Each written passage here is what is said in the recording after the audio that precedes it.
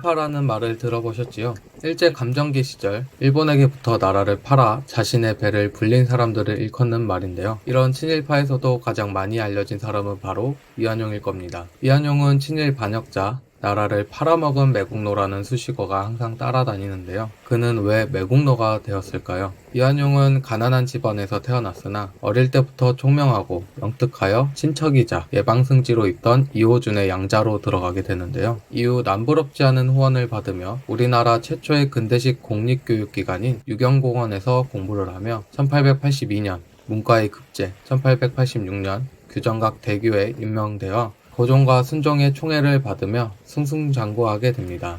매국노의 아이콘 이완용이지만 처음부터 그가 친일파였던 것은 아니었습니다. 처음엔 청나라였고 그 이후 미국에 가게 되면서 철도, 현대식 건축물 등 엄청나게 발전한 서구 문물을 보며 완전히 미국에 빠져든 이완용은 친미파로서 행보하게 됩니다. 실제로 을미사변으로 명성황후가 시해당하자 고종을 미국 공사관으로 피신시키려고 한 충생문 사건이 있었지만 무산되고 맙니다. 친미파로 앞장서며 외부 대신을 역임했고 인천과 서울을 연결하는 경인철도의 부설권과 운산 금광 채굴권을 미국에 넘기기도 하는데요. 그 후 미국보다 러시아가 조선에 더욱더 적극적으로 나서자 친미에서 친노로 향로를 바꾸게 됩니다. 경원과 경성의 광산 채굴권과 두만강, 압록강, 울릉도의 채굴권을 러시아에게 넘기기도 했고 1896년 고종 황제가 러시아 공사관으로 피신하는 아관 판천을 계획하기도 했습니다. 1904년 러일 전쟁 후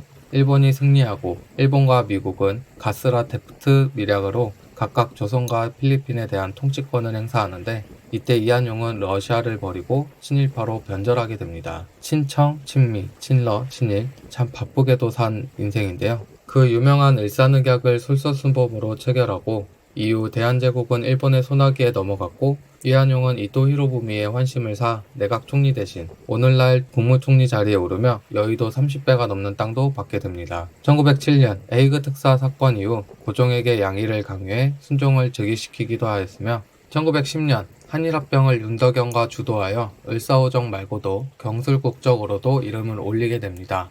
1919년 3.1운동이 일어났을 당시 이완용에게 매국행위에 대해서 돌아설 수 있는 기회가 주어졌지만 이완용은 끝내 민족을 배신하고 친일 반역의 길을 계속 걸어왔는데요. 이완용은 매일신보에 세 차례나 3.1운동에 대한 경고문을 작성하며 3.1운동은 망동이라는 표현을 하기도 하고 3.1운동을 잠재울 방법 등을 적은 편지를 조선 총독에게 보내기도 하면서 완벽한 매국의 기회주의자 이완용으로서 행보를 취해왔습니다. 이완용에 대한 일화 중 1909년 12월 22일 지금의 명동성당에서 벨기에 왕 레오포드 2세의 추도식에 이완용이 참석하게 되는데요. 여기서 잠깐, 이 레오포드 2세는 콩고인 1000만 명을 확살한 왕입니다. 이 레오포드 2세에 대해선 추후에 영상으로 따로 만들어 보겠습니다. 이 말도 안 되는 추모식에 갔던 이완용은 명동성당 주위에 군밤장수로 변장하고 있던 이재명 의사에게 칼을 맞고 쓰러지게 되는데요. 그런데 심각한 부상을 당한 이완용은 대한의원에서 외과 수술을 받고 살아나게 되는데요. 공식적으로 조선의 흉부외과 수술 1호였다고 합니다. 외과 기술이 10년만 늦었어도 죽었을 텐데 운도 정말 좋은 사람인 것 같습니다. 이런 이완용에 대해 권선징악을 바라는 분들도 많지만 이완용은 1926년 69세까지 오래오래 살았다고 합니다. 이재명 의사에게 당한 상처 덕에 남은 일생을 폐에서 쌕쌕하는 소리가 나며 고통을 받으며 지냈다고는 하지만 죽을 때까지 잘 먹고 잘 사다가 아들에게 남긴 유언이 내가 세상을 보니 앞으로 미국이 득세할 것 같다. 너는 반드시 친미파가 되거라 였다고 합니다. 이완용의 장례식은 1300명의 조문객이 참석하였고 매우 성대하게 치러졌는데요. 그의 장례 행렬은 그의 집부터 광화문까지 이어졌는데 고종 승하 이후 최대 인파였다고 합니다. 그의 매국행위로 인해 많은 분노가 이완용의 묘지에 퍼부어졌는데 지속적으로 이완용의 묘가 훼손되자 1978년 이완용의 증손자가 유골을 화장하였다고 합니다. 2007년 대한민국 친일 반민족 행위자 재산조사위원회에서 이완용의 재산을 국가로 환수하기로 하여 환수 작업이 진행 중인데요.